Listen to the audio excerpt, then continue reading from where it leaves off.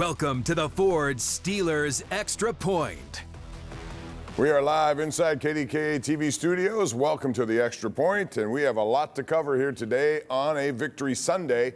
Bob Pompeani joined by two-time Super Bowl champ Hoke Bro 76, who's here, as always, analyzing this game. Thank you for joining us today.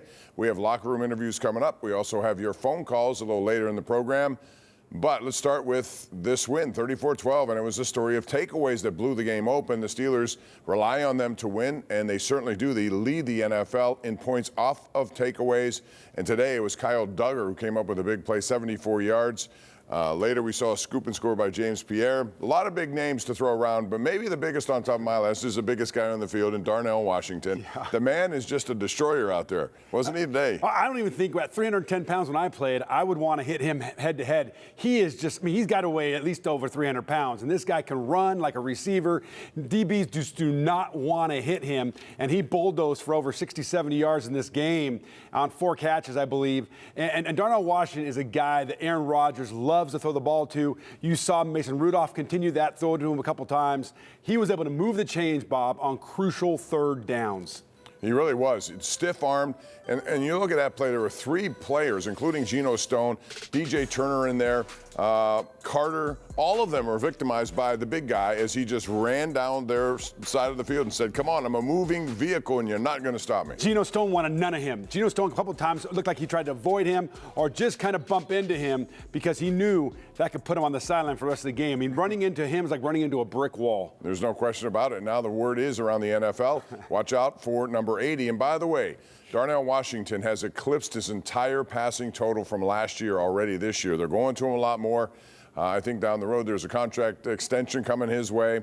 We'll see how that goes. But the other thing we'll be following is the injury to Aaron Rodgers here. He left the game. He had something on his left hand. He was certainly favoring it the entire way. Did not return. Mason Rudolph came in and did very well in this game. As a matter of fact, he was 12 for 16, 127, a 118 rating. He hadn't played all year. That's pretty impressive for a guy you think can get the job done when need be. I've always been a fan of Mason Rudolph. I always thought he didn't get a lot of opportunity here. He came in a backup role. Like you said, Bob, marched down the field, 2 drives, 10 points. That first drive, it looked like he had a little rust shaken off. He had a couple throws behind the receivers, but he was able to move them down into field goal range. That second drive, it just looked like typical Mason Rudolph marching down the field, a nice little pass to Gainwell. How about Gainwell? What a game he had today. Yes, he did. It seems like he rises up, Bob, when Jaylen Warren's not available or he's not in the game because he stepped into this role as a number 1 guy in the second half and did a heck of a job. And out of the backfield, that's why they wanted him to begin with out of Philadelphia's roster, because he was very good on third down. We had talked a lot last week about Jaylen Warren not being on the field, and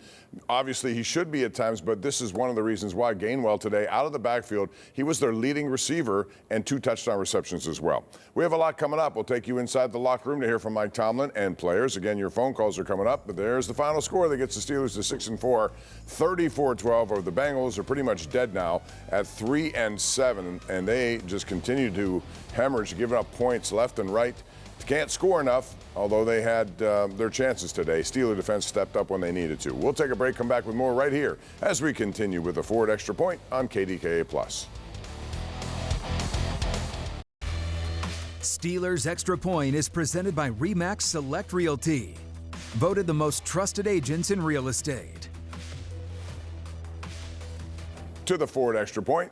Bob Pompeani, Chris Hoke with you. We await Mike Tomlin at his press conference after a 34-12 win. You spoke of Mason Rudolph. He came in there, and Aaron Rodgers did not return to the field, so not sure what that situation is, but it was his left hand that he was favoring. But Rudolph's first drive came right in, and it was a productive one. 15 plays, 60 yards. It turned into a field goal only, but there was a 3rd and 11 completion to Roman Wilson. There was also a 3rd and 17 to Washington. Third down plays were very good for the Steelers. We've been talking about lack of making plays on third down offensively and defensively, but today they were right on the money. They're right on the money. And listen, it seemed to me like when Mason Rudolph was in the game, he went more to DK Metcalf. We may see more if Aaron Rodgers can't come back in next week and the following weeks. More ball to DK Metcalf. He could throw a really good deep ball in this time of his career. He's more comfortable sitting in the pocket than Aaron Rodgers has shown over the last few weeks. I would say not the whole season, the last few weeks, Bob. And so it just seemed to me after coming off the Chargers game today, Aaron Rodgers, the offense wasn't really moving after that first drive. maybe if Aaron sits for a little bit, nursing this in his hand or this elbow, Mason can get this offense, firing again. Yeah, going down the field more. And Mason Rudolph does have a good long ball, and he certainly is a guy who I think receivers. And I remember when George Pickens was here, he talked about, the guy throws really good passes down the field. And Pickens was a beneficiary of that, so you may be right that Metcalf will do it. I thought this was a very physical game. Defense came out and played today. They made some hard hits, and we saw early in the game there was a hit by Jaylen Ramsey on Jamar Chase. And a lot of people thought it was defenseless receiver, should have been flagged. But it sent a little bit of message, and then later they got involved to the point where Ramsey gets disqualified, which on the surface looks like really a careless play you don't want to make because he's one of their best guys back there on safety. But at the same time, there was some Twitter reaction to this, and maybe it was Chase who spit in his face. And they were slow motion, so I'm going to be interested to see what Ramsey says and see what Chase says. There's always something that instigated that, right? But the reality was, we'll see. You'll be able to see that. Just like earlier in the year, we saw a big incident. I can't remember who it was, but they spit in his face. I think somebody spit in Dak Prescott's face earlier in the season. And we'll see if that comes out. But the reality was this, is that Jaylen Ramsey lost his cool, and you can't do that, especially with the game still on the line. All right, we'll have more on that right now. Mike Tomlin is live at the podium. Let's hear what head coach Mike Tomlin has to say. We played hard. In some instances, we could have played smarter, and so there's individual and collective learning that needs to happen in some of those instances, but that's life. It's good to learn with the win. It was a big AFC North win for us. Aaron's obviously out with a wrist injury. It'll be evaluated in the morning. I'll give you guys more information there. Keyshawn Williams had a concussion. He's in the protocol. Jaylen Warren had an ankle. I think he was able to return. The rest is bumps and bruises associated with play. Can't say enough about the collective effort. It certainly wasn't ideal. We got challenged in a lot of ways, but you're going to get challenged in the National Football League on weekends, and it's just good to get a win and get back on the right side of things coming off of a poor performance and obviously a loss the last time we saw these guys. And so it's doubly satisfying from that perspective. Questions? Mike, was it Aaron's right wrist, and what can you say about Mason and Kenny Gainwell making a big play? It was his left wrist. And, Mason's proven in the past what he showed today. That's why we value him as a member of this collective and appreciative of his play. And certainly Kenny Gainwell made play after play for us, winning in the flat and so forth. But a lot of guys did. I thought our tight end run after with Muth and Darnell in particular was really good. You got to be able to throw short and run long sometimes, win conversions in that fashion, flip fields in that fashion. And so it was a lot of guys that contributed to that. Has James Pierre grown throughout the year, not just in front of what we saw with our own eyes today? He's grown throughout the years. Yes, he's gotten better with each and every year he's been here with his roles and his ability to respond to opportunity and so forth. There's a veteran high level of consistency that we're seeing right now. That's why I talked about him the way I talked about him, I think, on Tuesday. What keyed the better defensive performance against Cincinnati this time? I'm sorry? What keyed it today? What was better today than? We got stability at the safety position. Other than, Jaylen not finishing the game, we got stability at the safety position. Did you get any explanation of what happened with Jaylen Ramsey, what led to him popping off against Jamar Chase? I didn't need any. It doesn't matter. We gotta be smarter. We gotta stay in football games as individuals. Just a follow-up to the safeties, Kyle Duggar. Can you talk about his effect on the defense, the interception that he made could be the changing point of the game? He's a veteran player, man, that's been there, done that guy. That's why we coveted him at the trade deadline. He's been an asset to us, certainly, and increasingly so. I'm excited about moving forward with him as he continues to get solid in assignments, communication, and understanding. Ramsey ejected? Was he ejected, Mike? Or did you take him? What's that? Was he ejected? He was ejected. Okay, because I never heard you know. He was ejected, yes, I'm sorry. Aaron's injury designation was questionable. Could he have returned in the second half? I don't have the answer to that, to be honest with you. I'll have more information next time we talk. What do you think Mason Rudolph did? How did you feel like Mason Rudolph did? As I mentioned, he's always delivered when called upon in the past. That's why we value him. His performance was consistent with what he's done in the past for us. And not that we take it for granted. We don't. We appreciate it. return to the sideline, or was he just staying in the locker room after his injury, Aaron Rodgers? Again, I don't know. My attention was on the field and those that were on the field. Do you do anything in the second half? I'm sorry? Do you do anything in the second half to kind of account for the fact that Mason hasn't played? Do you make things a little bit more cautious or careful? No, Mason's played a lot of football in this league. We might lean to things that are more in his wheelhouse, but it wasn't because of lack of play. Jamar Chase had a big day against you guys last time around. This day, 10 targets, 3 catches, 30 yards. He talked about how they knew what you guys were going to do last time around. What did you change up this time that might have gotten in the way of him having a good day? I don't know that we changed anything of any significance. I just thought we were more solid today, to be honest with you. Coach, your thoughts on Gainwell, not just rushing, but also receiving as he led with 81 yards. And I think he also made a tackle on kickoff, you know. I value him as a football player first. We saw a lot of that, man, on his Philadelphia tape. He's good in a lot of areas, including special teams. And so we just respect what he brings to the table. Did you see exactly how Aaron got hurt? Or what happened? I did not. You talked a lot about Mason thus far, and this is not to compare him to Aaron in any way, but when you have a guy that's familiar with your system, has experience as a Steeler, as a coach, is there any little bit of calming effect when you know number 2 is going in with his background here? It's no doubt. It's no doubt. Anyone else? Mike, what do you say for the offense in general? I mean, you talk about having faith in the individual players, but having your starting quarterback and your starting running back on the sideline could cause a lot of other issues that didn't seem to prop up for you. That's life in the big dance. You're going to be challenged in a lot of ways as individuals, as collectives, or collectives within the larger collective. It's our job to adapt and improvise and do what's required to win. Did you feel that your defensive front was more effective against Flacco and in terms of pressuring him than out in Cincinnati? I just thought as a collective, whether it's front, secondary, linebackers, I just think we were more solid. I think we were more connected. I thought we communicated well. It's not necessarily about what it is that they do. It's about the quality of what we do. And I thought we were just above the line in so many of the intangible areas today that allowed us to play. What can be said about Darnell Washington's performance today, especially that big run that he had where I think he moved over like 3 Bengals players? It's been highly consistent. We're appreciative of him. We're appreciative of Spencer Anderson. That's why we introduced him with the starting lineup to show respect to that. Were you able to talk with Aaron after his injury, either off the field or at halftime? I was. Did he disclose anything? He was excited about the win. I just talked to him. But that's all we talked about. We didn't talk about his injury. We talked about the significance of the win. Anyone else? How significant can you say this win is, considering with where you guys are in the division? It's perspective.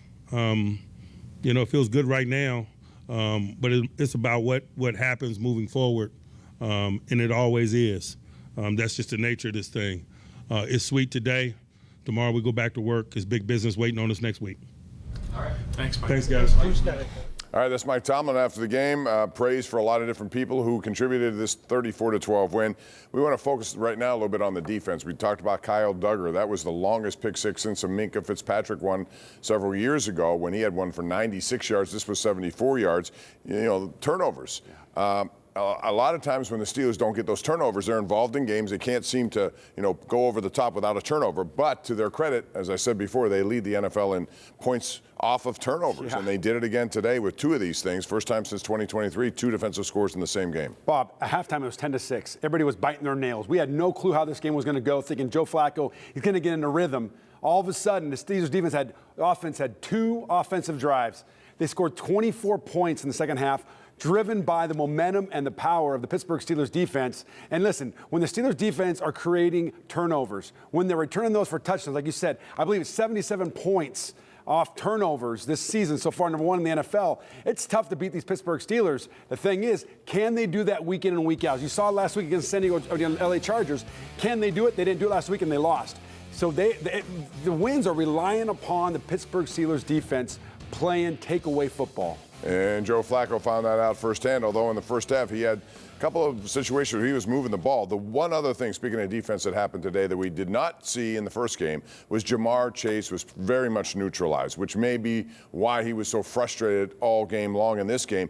Only 3 catches, I think, today for 9 targets. That was, I don't know how many yards that turned out. But Joey Porter Jr. specifically, I thought, went on him, did a very good job. No defensive holding, no defensive pass interference today for JP. And he's been plagued with that the last few weeks, right? Joey Porter Jr. has had a lot of pass interferences. Today, he didn't have any. Did a great job when he was man-to-man with Jamar Chase and with T. Higgins. But they also played tighter in zone. You didn't see guys running free in a loose zone. They were tight. They were passing guys off. They came out with a mission. Bob, last time they played the Cincinnati Bengals, Joe Flacco threw for 342 yards. Today, 199 yards. A lot of that came on that last drive. They did a heck of a job, and it started with Joey Porter Jr. locking down Jamar Chase, T. Higgins when he was with them man-to-man. They also shut down the run game. Last time, it was Chase Brown who went over 100 yards. And by the way, we have heard from Jaylen Ramsey, and you will too. You're going to hear his version about what happened on that field today, and it's very interesting what he had to say after this game. That's all part of our post-game coverage as we continue live right here on KDKA Plus. This is the Ford Extra Point. We return after this short timeout.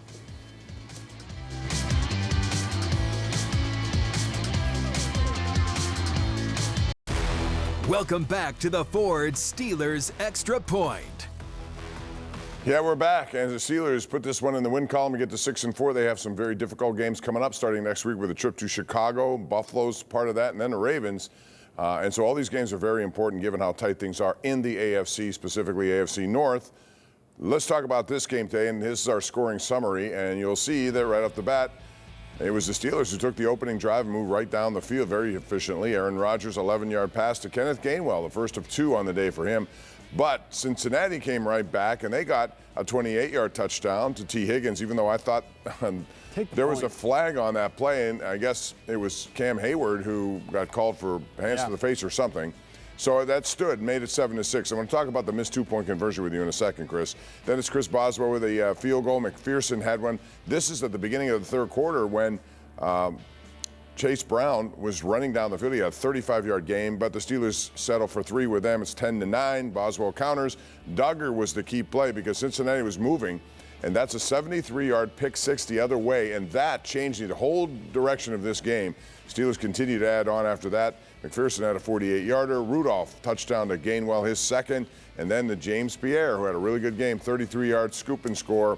And that made it 34-12. But let me get back to the beginning of that game real quick before we go to more sound bites here and into the post-game coverage. Why go for 2 that early? I mean, they had it was 7-7. They take the point off. They decide to go for 2. What do you gain by that? It's these new analytics, right? They say, hey, if it goes down the 1-yard line, go for it. And you see most teams doing that, Bob. I mean, when they get that kind of offsides by the defense on the extra point, they always, not always, it seems like these teams take that. For me, take the point, be tied 7-7. Now you go, just like the Steelers, they take a field goal. They're a touchdown down now. So I don't understand that, but it's analytics. It's introduced into the league the last several years, and teams are doing that now. Let's talk about, and I disagree with it. I don't understand. And I didn't like the play call either, what they were trying to do there. It seemed like too goofy. And you chase points the rest of the way. That's the way I look at it. You could do that later in the game, potentially, but the first drive seemed like a little bit too soon for that. And that was their best play on a 2-point conversion was Wildcat? Yeah. And they put Flacco out over there. Yeah, I don't get any sense. Anyway. Let's talk about Aaron Rodgers. Before he went out of this game, numbers, look okay. 9 of 15, 116 for 1 touchdown. And that's fine, 106 rating, except it looked like there were times his passes just were not crisp. We saw this last week when I thought he had a little bit of happy feet syndrome. Did you? He looked uncomfortable. What did you see today from him? Well, last week it was much worse than it was today, right? I mean, last week against the Chargers, from the first pass, the little dump pass out to Warren, he just looked uncomfortable in the pocket. And today didn't look much better. The throws just weren't on point, Bob. What we were used to seeing early in the season, he was missing wide open DK Metcalf. He was missing guys, that were 10 yards or beyond. And for some reason, one ball just kind of just died. It stopped spinning and died on him. So, what you saw when Mason Rudolph came in, I felt like DK Metcalf was getting the ball more. He was pushing the ball down the field a little bit more. It wasn't any big throws, but it seemed like the balls were more crisp. Mason Rudolph, we know, is a deep ball. Aaron Rodgers does have a deep ball, but in this year, this version of Aaron Rodgers, we haven't seen that very much. Yeah, we'll see how it goes when it comes to play calling. If Rodgers has to play, or I'm sorry, if Rudolph has to play next week in Chicago, one of the reasons why they wanted him back here is because they knew what he could do, especially in this kind of position. Will Howard was dressed today as the emergency third quarterback, so he's a heartbeat away at some point, and there was a big talk about him this week. People love backup quarterbacks, I can tell you that. All right, also let's talk about the Steelers run game, because Jaylen Warren was featured early, and I thought in this game they had to do that, kind of, win the time of possession, which they haven't done really at all this year, and I think it started in a good way for him. It really did. Listen, there's a lot of talk this week, Bob, about Jaylen Warren, about Kenneth Gainwell, and who plays a third down back. Why is Warren not playing all 30 downs? And you saw today that Warren did a great job running the football, and Gainwell did a heck of a job when he got the ball out of the backfield, 2 touchdown catches, broke some great tackles, especially on that second touchdown. So you're seeing the strengths of both of them. Absolutely, Jaylen Warren is a more dynamic running back, but I think they're equally as good with catching the ball out of the backfield. And so they're just trying to preserve Jaylen Warren, but they got 2 great running backs right now. If they can get the ball in space, they can do special things for the Steelers offense.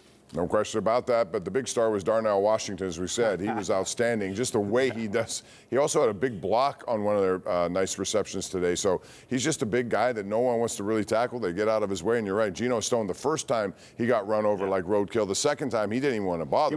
He did a little bit of matador action. Well, with Jimmy, 300 plus. I mean, you can say he's 265 or whatever he is in the roster, but he's all of 300 pounds, and he can run like a receiver. And this guy puts his shoulder down. It was that first one that was 31 yards, I think it was, where he broke a tackle, and then he stiff-armed, and then he ran over the DB. I mean, he is just a mountain of a man to bring down. And Mason Rudolph likes him. All quarterbacks should. He's speaking right now is Mason Rudolph. Let's go live to Acrisure.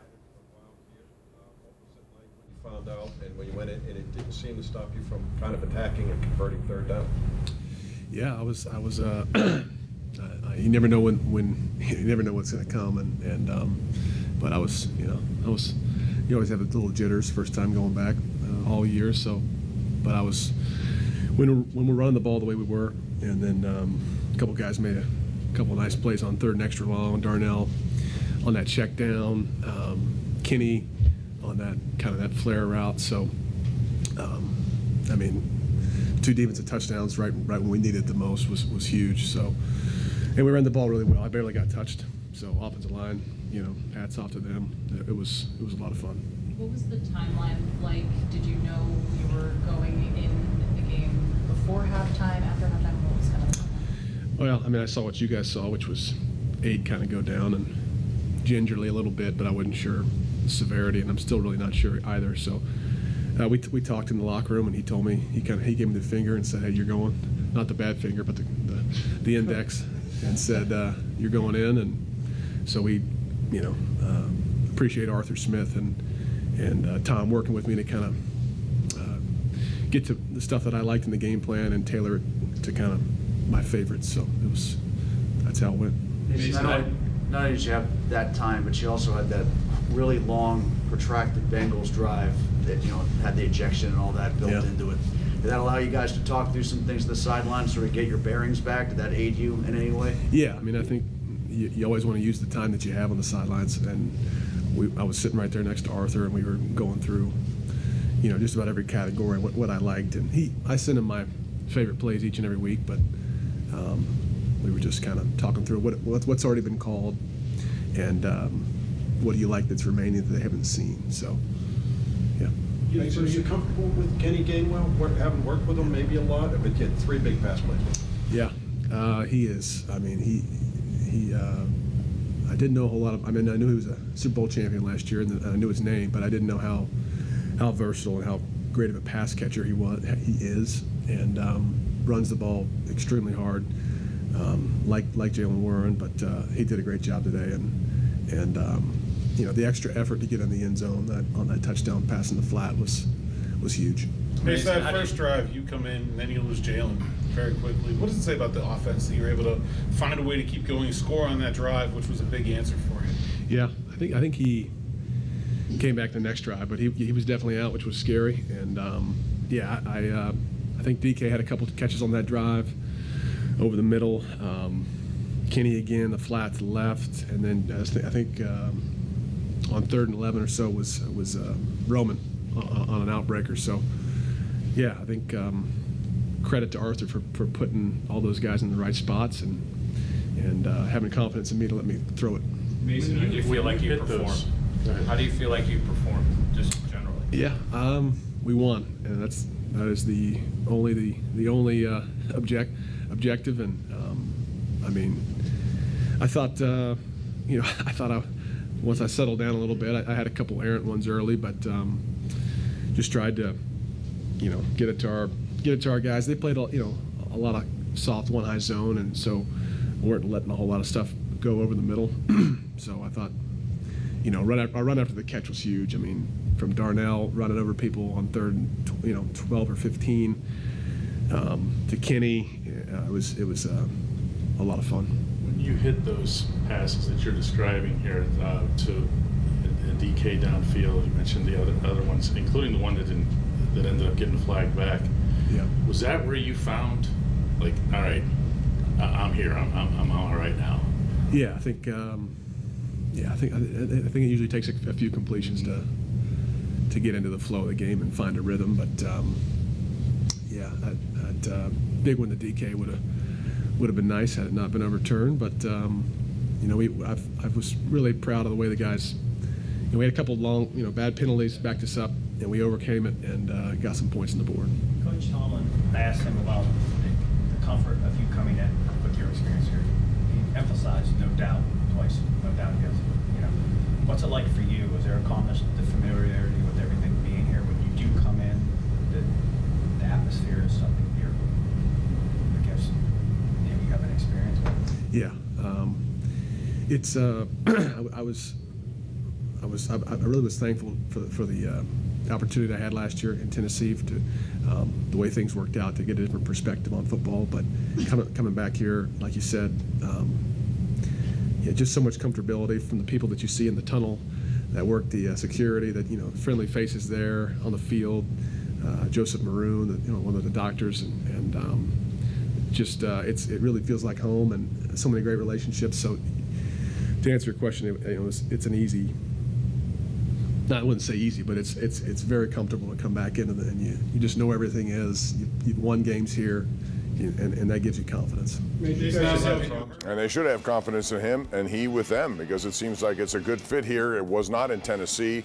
They just have a bad thing going on down there with the Titans, and Cam Ward is now finding that out firsthand. Here's your quarterback comparison between both Rodgers and Rudolph. Kind of similar numbers if you add them up together. 21 of 31, 232, 2 touchdowns, no picks, good passer rating. Rudolph knows his role, and he does his role very well. Let's put this in perspective, too. They both played a half. This came with Aaron Rodgers playing 5 series, Mason Rudolph playing 2 series. And you look at those numbers in comparison, right? I mean, 5 series versus 2 series, only two drives opportunities for Mason Rudolph to put those kind of numbers. So you got to say he came in after that first drive and really put together a nice touchdown drive down the field. Yeah, if you remember in the offseason, they had Skylar Thompson here only. He was at one point he was the only quarterback on the roster, but then immediately they signed him to a 2-year deal, Rudolph. Yeah. And a lot of people wondered why. Here's why. Because he's, in a game that features backups almost every single week around the NFL, you'll see so many quarterbacks out with injury. Just look at what happened to Joe Flacco, for example, getting inserted here when Joe Burrow is out for as much as he has. You need depth in that position, and he does have that comfort factor here. He does, and he can throw the ball. Remember, he had that pass to DK Metcalf where he was called for offensive pass interference, but a nice back shoulder fade to him as well that was called back. So Mason Rudolph has comfortability with Coach Tomlin, with the Pittsburgh Steelers, with the city, with the pressure. He can throw the ball. He understands this offense. So really excited to see him go out there and play well. Let's see now what happens with Aaron Rodgers, because if Aaron Rodgers is able to play next week against Chicago Bears, Aaron Rodgers will be the starting quarterback with his familiarity, too, with the Chicago Bears and that scene up there. He owns them. Yeah, right? He owns them, and he can kind of own Chicago a little bit. But we'll see. If Mason Rudolph has a full week of preparation, I see you getting more of what you saw in that second drive by him. Yeah, I remember the last time we saw him before he left, he engineered a 3-game win streak that got the Steelers into the playoffs, including that big win in Seattle where he had connections with George Pickens. All right, let's talk about Jaylen Ramsey, and instead of us talking, because we already have, let's hear from Jaylen Ramsey after this game. He was ejected as he got into it with Jamar Chase. Let's hear what number 5 has to say. He spit on me, so it's up. Football after that, respectfully. I'm always going to be all for trash talking, stuff like that. I actually enjoy that part of the game. I think people know that. But and that's what we was doing. I mean, after the first one, the first little thing, the play before, he tried to like crack block me or whatever. You know what I mean? I got up off that, and then we got up talking or whatever, and he snatched my mouthpiece off my face mask, and then that's when I mushed his face mask, and then whatever. That was just a little scuffle. But the refs told us right there, like, hey, y'all chill, no more of this. Cool, so, you know, I'm knowing, like, all right, no more, you know, let's talk, but let's keep it clean so, you know, everybody stay in, whatever. The next play, same, we was talking for real, which I'm cool with. And then, yeah, as soon as he spit, it was that. I mean, yeah, I ain't gonna tolerate that part of it. So, I'm sure the NFL they'll do their due diligence. They got 100 cameras out there. They can investigate. They can see everything. I just told y'all it was facts. First scuffle, y'all can see. Y'all go look at the video. He snatched my mouthpiece off my helmet. Then we got into it. The next play, all their camera views, they should be able to pull it up and see that he spit, and you know, and then it's whatever after that. To be honest, that was still a little too nice, if I'm keeping it honest with you. Jaylen, is that one of the most disrespectful things? It is. That's what do. Quite honestly. Good. How did the officials miss it? You have any idea? I don't know. But, again, NFL got 100 cameras out there. I don't know how, something like that. They got a bunch of cameras out there. Just go, man, at some angle they can see. I mean, I ain't just going to, it was one play after. I ain't just going to, we had just talked to the refs. I ain't just going to do something again just to, you know, get myself kicked out the game. The refs had just told us, like, hey, a play before. So, you know, if you're just using your common sense, you'll know, like, all right, you ain't just doing it again just for no reason. You know what I mean? How about the job you guys did on Chase and Higgins today? I think all the guys did a good job today. It was a great team win. Great playing, great execution. Super proud of the guys stepping up, and you know, they just keep going. We'll keep going. God bless. All right, we're trying to find out Ja'Marr Chase if he had a rebuttal to this response to what Jaylen Ramsey said. Ramsey said clearly that Chase spit on him. Chase said he did not. We're watching it on our phones here, and that's why the sound you may have heard. But so this is going to be a he said, Chris. Yeah, I mean, the reality you're looking is at video. There's a lot of video, and they do have it. And listen, I look at the video. I don't know if these are the best screens. I don't see it, but maybe it's there. But like Jaylen Ramsey said, there are angles after angle after angle. I don't know about 100 cameras, but there's a lot of cameras out there on that field. And if it happened, the NFL will catch it. And so we'll see how this thing unfolds. But the reality is, it's a he said kind of situation. And no matter what Jaylen Ramsey, like Coach Tomlin said, he shouldn't have reacted that way. He should have composed himself. Even though many will say, well, if you get spit on, you got to respond. Threw him out of the game, and luckily it didn't hurt the Steelers, and the Steelers were able to rise up and win this game. By the way, just in case you're wondering, because of NFL restrictions, we are not allowed to show you actual video doing our shows. So we try to do our best with images and photos, but we cannot show that, and that's per the NFL. But there are some videos out there. You say you haven't seen. I saw a couple that looked like there was a spit. So the one I saw, we'll see. We'll see. But the NFL will ultimately decide. But the reality is, the NFL ultimately decide. I don't think Coach Tomlin will entertain it. Even if he thinks it's something, I just don't think Coach Tomlin wants to get involved in that back and forth. He's just going to say he shouldn't have responded that way. And that's the kind of leader that Coach Tomlin is you don't respond and get kicked out of a game. And the reality is, you know, the Steelers need Jaylen Ramsey back there. He's playing lights out back there at safety over the last 3 weeks since he's been out there. And so they need him on this field. And to be able to make big plays, big hits. He sets a tone for that defense, Bob. He's a big hitter. He's had some questionable ones that can go either way, right? They're kind of late, like he had there early against Ja'Marr Chase, but he sets a tone that they've missed the last few years. No question about it. When we come back, more sound from the locker room. We have Joey Porter Jr. talking about his defensive day on mostly Ja'Marr Chase, as well as Patrick Queen and other conversations coming up. So stick around. We're just getting started here. And then later we'll take your phone calls about your thoughts on all of this. 34-12 Steelers win. They're 6-4, still on top of the AFC North. Welcome back to the Ford Steelers Extra Point. We roll along. Bob Pompeani, Chris Hoke with you. We have Rich Walsh and Ian Smith, our photographer, in the locker room, bringing you more information as we get it. But again, in case you missed the last segment, simple. He said. You have Jaylen Ramsey saying that Jamar Chase spit on him. Chase, in their locker room, said, no, he didn't. We'll see what the NFL finds out with its use of all the video replays they have.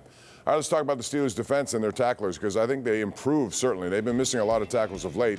Patrick Queen led the way, Chris, and you can see, for the most part, these guys did a good job. There were a couple of missed tackles, but not the way we'd seen it in the past. No, I mean, typically we're used to seeing the safeties as the leading tackler. But right here, look at it, 10 tackles for PQ. Only 4 solo. Peyton Wilson, 7 tackles, 2 solo. I mean, they're doing a lot of jump on pile, like the old Casey Hampton used to say. But the reality was, you're looking here, your DBs are leading in tackles. And so that's got to turn around. Where teams are, even today, Bob, Chase Brown had 18 carries for 99 yards, averaging over 5.5 yards a carry. Before the Steelers played them a month ago, he was averaging below 3 yards a carry. He had 9.8 against them the first game, 5.5 this game. If teams want to have success against the Pittsburgh Steelers, run between the tackles. That's where they're weak. That's where Peyton Wilson and Patrick Queen struggle to take on blocks right at them. If you want to get stopped, run sideline to sideline where they can use their speed and run you down. Let's hear from Patrick Queen, who's in the locker room right now. Just understanding the offense. I think the biggest thing is like just understanding what they run. Just knowing every time that something happens, we're not dying. Like it's football. Plays gonna happen. Just regroup, refocus, and go at the next one. How do you guys able to shut down their offense? Just us playing football, understanding what they do, the detail and the work throughout the week. Not being robots, understanding what they run, certain downs, certain distances, certain formations, just making plays. That Grumbus had an interception, I think, a little earlier in the game. It seemed like that was kind of the turning point for you guys. Right. Yeah. That's a hell of a player. He's a smart player, just like a lot of guys on defense. So when we got players like that, we got to capitalize on them. But at the same time, they do fuel us, the whole entire team. How important was this for you guys to get like kind of a statement win? Yeah, it's big. Like it's a good win, but it doesn't mean nothing if we don't stack it. Like we got a good team coming up this next week, and we're on the road, so it's gonna be a big one. Patrick Queen doing what he has to do in the middle of the field, but you're right. They had a lot of success today running between the tackles, and that's been the thing there. And once you do that, you can open up things down the field. Although today, again, I thought the story of the game was the Steelers' defense in terms of better tackling, better solid coverage, at times press coverage off the line of scrimmage, and Jamar Chase was clearly off his game. And here's what happened, really. The reality was the DBs pressed a little bit more. We're able to disrupt the rhythm and the flow of the Bengals offense. Joe Flacco had to hold the ball. If you remember back to the first game a month ago, Joe Flacco was getting that ball out in like 2.1 seconds. Today he had to hold on to that ball, patent that ball, allowed, even though there was only 1 sack by Herbig in this game, a lot of pressures, a lot of QB hits, something that Flacco wasn't used to in the first game because of the DBs being able to be tighter in their zones and get pressing and disrupting the rhythm of this Bengals offense. Why can't they do more of that against any team? Like, I think they normally stay off of the line of scrimmage. I think that's the best way to have any. Here's the reality is you have these focuses of the week, right? And you want to get up and you want to pressure and shut down Jamar Chase and Higgins, what they did today, give up a little bit of yardage in the running game. There's teams where we're focusing on certain strengths and taking away those strengths, saying I can live with this, but I can't live with this. I can't live with Joe Flacco taking over a game. I'm going to get up, I'm going to challenge the receivers, I'm going to play tighter zone, I'm going to give up some yardage in the run game. And sometimes you want to go and stop the run. You're willing to give some things in the pass. So it's a give and take in a game plan each week, Bob. All right. One of the guys who was taking was James Pierre. He took one off the ground and went 33 yards for a touchdown, a scoop and score, which put this game on ice. Let's hear what James Pierre said after the game. Happen or use it as fuel? Just use it as fuel. That's like when the running back fumble. His next run going to be harder. James, every time Mike talks about you, he calls you a gamer. What's a gamer? Somebody that's going to get in and make a play. Change the game. You didn't even make this team out of training camp, James. I mean, how surprising is it that you're doing this right now, or did you really never lose belief in yourself? Never lose belief in yourself. Every day it's constant. Like it's a job believing in yourself every day. Like as humans, how we sometimes we don't know. All we got is hope, but we always got to believe in ourselves to take the next step. James, you talked about changing the game. How much did that pass defense on Chase change the game for you guys on third down? It's just keeping that deep ball up off us. That's what they thrive at, deep ball. What does it feel like? I remember Joey talked about this week coming into this game with an edge, and you guys held them to what, 60, 63 yards, basically nowhere close to what they did last time. Just, game plan, just trusting what coaches got us doing, just trusting the program, the process, and just punching in on Monday through Friday. Get ready for Sunday. 2 defensive touchdowns for you guys. That's going to be pretty good for this unit. You had one of them. Maybe talk me through that play a little bit. Just our culture here, takeaways, just running to the ball. One of my guys made a great tackle, great script, and the ball was right there. So, thanks to Brandon Eccles, That's James Pierre talking about the fumble return for a touchdown. And he said, of all the things he said there, never lose belief in yourself. That's true of everybody, no matter what you do. If you don't lose belief, things can happen. He was waived. He didn't even make this roster to start, and all of a sudden he's back. What a story. The Steelers at the beginning of the year in training camp were loaded at that position. Now you can see with injuries and just what's going on with this season, they need everybody to step in, all hands on deck. James Pierre, Bob, is one of the great stories of this season. Coming into this game, I think he had about 12 targets from quarterback to receiver and had about 6 pass breakups. And so coming in, you're thinking, okay, how will he hold up starting in place of Darius Slade and go in there and play in and play out? I thought he represented himself well. I think he earned himself an opportunity to be on this team for a long time because he showed he's grown, he's progressed, he's matured, and followed it up there at the end of the game with a pickup and score for a 6, really put this game way out of reach. But I love the story of this young man, James Pierre. Another story that's developing in a positive way is Joey Porter Jr., who has been, kind of looked at as somebody who is a grabby guy, gets a lot of pass interference, holding calls. Well, today there were none of those, and he was in the face of Jamar Chase when he had the opportunity. He played very well today. Let's hear what he had to say after the game.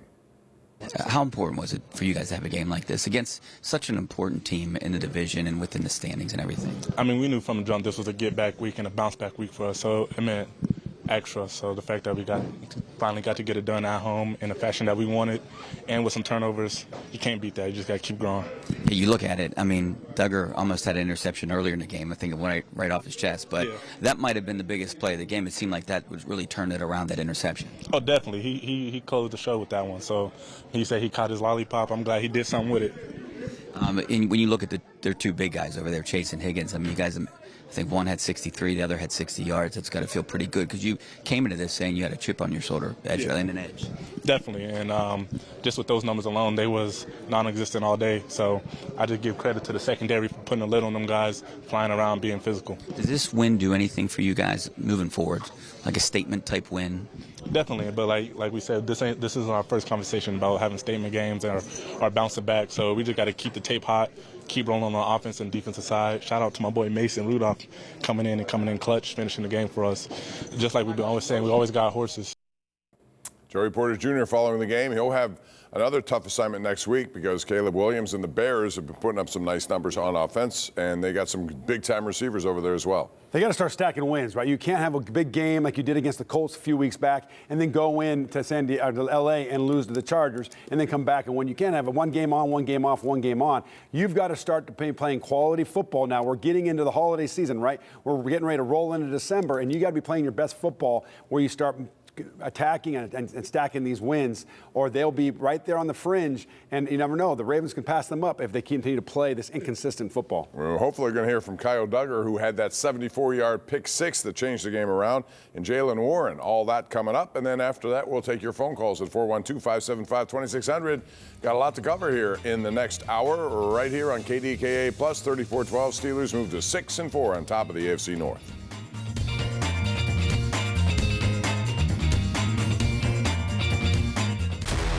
Welcome back to the Ford Steelers Extra Point.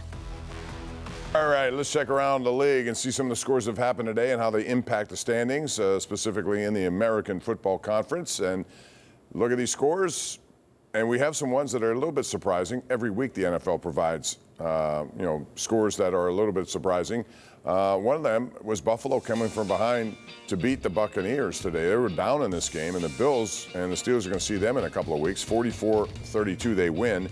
The Bears And that's the next opponent. They went into Minnesota and won, so they're on top of that division, or at least challenging for it. How about the team the Steelers lost to last week? They got pummeled. Jacksonville with the response. Again, week to week, you never know. 35-6, that final score. The Texans had a tough, ugly game, but they won it today against the Titans. So here are your standings. The Steelers, again, improved to 6-4 in the division, and they have a better conference record than anybody else, too. The Ravens are playing right now with the Browns. That one is a 3-3 game in the second quarter in Cleveland. The Ravens, if they win, will stay a game behind, and there are 2 big games with the Ravens coming up in the second half of the season. What a collision course with the Ravens. But you think about it, just these games 1 week on, 1 week off. Look at the Chargers last week and then the Chargers this week. Look at also the Buffalo Bills last week got blown out. Right, they got blown out, Bob, and they come back this week and they come back and they get in the shootout with the Buccaneers. Buccaneers have been in a lot of tough games this year, right? They've had some shootouts with teams and they've come back and won some, and they've also had teams come back against them. But really, some good ball being played throughout the NFL, some good ball games. This AFC North division, it's going to come down to the final weeks of the season. I really believe the Steelers. Specifically, the last game. Well, a month ago, here. it looked like the Steelers were going to run away with it, didn't it? Going into the Bengals game, and now 1 game lead over the Ravens. The Ravens win today. They're 5-5, 1 game out with 2 games against the Steelers. It's going to come down to an exciting December and early January. And they have upcoming games against, I believe it's Miami and the Jets. So, although you never know, because we saw Miami now won 2 in a row, including a big win last week, and they followed up today in Spain, I think they were, for an overtime win against Washington. Jaylen Warren had a big 35-yard carry early in the game to set the tone for the run game. Let's hear from him after the game. So there's no angst when somebody goes down because we have ballers everywhere. As an offense, how much does that help you guys just with the momentum of the season to have a game like this where things are moving a little bit better than they were against LA? Yeah, it's good. It's good just because, we know what we're capable of, and just displaying it, just build off of that. So do you feel like this was maybe a statement game? I know you guys needed something like this. Yeah, you can say that. You talked a little bit about like Mason coming in or Kenny coming in, but as an offense, do you guys even pay attention sometimes, or is it just like we're going through this as a team? It doesn't matter who's back there. Pay attention to what? If do you pay attention to Aaron Rodgers is out, now you face Rudolph. Oh no. Is it like you guys think about it, or you just go? No, yeah, we just go. Kind of like what I've been saying is we got depth, playmaker depth at every position, and so if someone goes down, next man up. All right, that's Jaylen Warren. And look at his day today. 10 rushes, 62 yards. That's a 6.2. And, he had a couple of catches. I still like to see more of that. I'd like to see more of what, and I know Gainwell does it, but he can do it as well. When he was here with Najee Harris, he was that third down back, and every time he got into it, he made something happen. I just love the way he runs, his style. And he's really good in pass protection, right? Does a great job of standing up and putting his face in there on those blitzing linebackers. So, really, you got 2 guys that are really good third down backs. There's no question that Jaylen Warren is a better first and second down back. He is just so elusive. He is just so quick to speed as he puts his foot in the ground, and he's able to squeeze through those little gaps. I really like watching him as a running back, and he can finish with power, Bob. Yeah, and the offensive line deserves some credit there, too, because they opened up some holes, and they did a good job. Let's hear from Troy Fautanu. He and Broderick Jones as the tackles here. They have their ups and downs. Some days good, some days bad, but there's been more good than bad, especially of late. Here's Troy Fautanu. Was he keeping it light out there, or was he more like, I wasn't expecting to play? He was a little bit more serious than usual, but yeah. Troy, did you know what was going on with Aaron there at the end of the half? No, I have no clue what happened, but 2 came in and did the best he could, and we won the game, so that's all that matters. You're going to have to talk to somebody else about the injury report. I don't really know. Did you notice that, during that drive, was it bothering him? Yeah, obviously he got up, he's holding his wrist or whatever, his hand. It's not a good sight to see as an offensive lineman when your quarterback's down like that, but had to move on quick, and we executed when we needed to and won the game. So. Troy, when you get a big change like that, do you guys even think about it as an offense, or just we're going to go out there and play as a team no matter who's back there? Yeah, for sure. We got to look back to how Mason is and how deep he drops back and stuff like that. But he did a really good job at keeping it consistent with how Aaron usually does it. And, yeah. I asked this with no idea what's going to happen going forward, but you guys have faith in Mason. 100%. 100%. Yeah, no doubt. All right, take a look at your final stats here, and you can see that the Steelers had the advantage in a lot of these categories. I really like, third downs. They gave up some, but 7 for 13 is still, near 50%. If you can do that or even better. There was a time in the second half, especially with Mason Rudolph in there, they were 5 for 6 in the second half on third down. And that's huge, right? Over 50% on third down, right? As a defense, you want to hold a team below a third, right? Below 35%, 33% on third down. So going for that offensively. Defensively, the Steelers got to improve. They give up some 3rd and 11, some 3rd and 8s. One of the worst defenses in the NFL on 3rd and long. They've given up a lot. So they've got to improve there, Bob, when they start going good on good, right? This Bengals team, one of the best offenses over the last month, but really the reality is, as a whole, they have not been great. And so this Steelers defense, when they go against the Bills, right? When they go against, Caleb Williams next week, how's he going to play? Against Lamar Jackson. 3rd and long, you got to get off the field. You can't be the worst in the NFL in 3rd and long. Cam Hayward is the captain of the Steelers. He also appreciates captaincies of other teams in Pittsburgh, like Sidney Crosby, who had a goal today as the Penguins won 4-0 in Sweden. So that's a backdrop for him in the locker room. Rich Walsh spoke with him. I think it was a step in the right direction. I thought we were competitive in all fields. Could we have been better in the run? Yes. There were plays out there, but I just loved play in and play out. Our secondary really competed against the ball, and there was just energy felt top down. And I'm proud of my guys. About a month ago, we talked about responding to adversity, and it seemed like you guys had a lot of that today with the penalties, Jaylen getting ejected. How did you see your guys respond to that today? Just communicated about it. Didn't shy away from it. Can't be mad with passionate play by all my guys. But it's about, dealing with that and coming back from that. I thought we did a good job of just, really just battling back from that. And, we don't ever want to see guys kicked out, but when one of our guys gets treated like that, I feel like we just handled it the right way. You said the energy was kind of good from the top down today. Yeah. Was that edge today a little sharper than normal, and what do you attribute it to? Just ball. You win some, you lose some. I was telling our guys, some can, some can't. But at the end of the day, we got to be the guys who can. And, we got to go out there and play our type of ball. Week in and week out, you're going to be challenged with different, things. This was a chance for us to, get right and get back to what we do. And the turnovers came late, but they came. All right, that's Cam Hayward. The big play of this game took place with an interception. Kyle Duggar, who played almost every snap last week, in a very short week, came over. They valued him, given all the injuries they had. He made a big play today, and this game was in the balance when it happened because they had just converted a 3rd and 15. The Steelers missed some tackles on Noah Fant. And then on 3rd and 9, as they were approaching the Steelers' red zone, this is when Kyle Duggar came up with a 74-yard pick six. It changed everything. Rich Walsh spoke with him after the game. That you wanted to create? Nah, not really. It was actually kind of a broken play a little bit, and I ended up being a free guy, and he just threw it right to me. So, what can you say about the collective effort to limit Jamar Chase that this team put together? 10 targets, just 3 catches, 30 yards. I think everybody did a great job of executing the plan. Obviously, there were things we could have done better, but we took the game plan and executed at a high level. What goes through your mind during that interception and 74-yard return? Score. That's really it. Somebody give you a gift like that, you got to make maximize it for the defense, for the team. So that's all I was thinking. I think some of your teammates held out signal a touchdown before. You had even started running. Did you have an idea that it was going to end up in the end zone? That's what I was thinking. I didn't know where it was going to end up, but that's where my mind was. Is that one of the easier interceptions you've ever had? Yeah, for sure. Were you kicking yourself after the drop in the first one? Most definitely. But I wouldn't even say I was kicking myself because, I felt like God was going to be another opportunity. And so I said if I get another chance, I got to make sure I catch the ball first and go score. So. What's been the key to you assimilating into this defense so quickly? My teammates, their communication, the way they've been helping me, supporting me, and then my coaches as far as the study and putting in film and just the communication on the calls, the small details.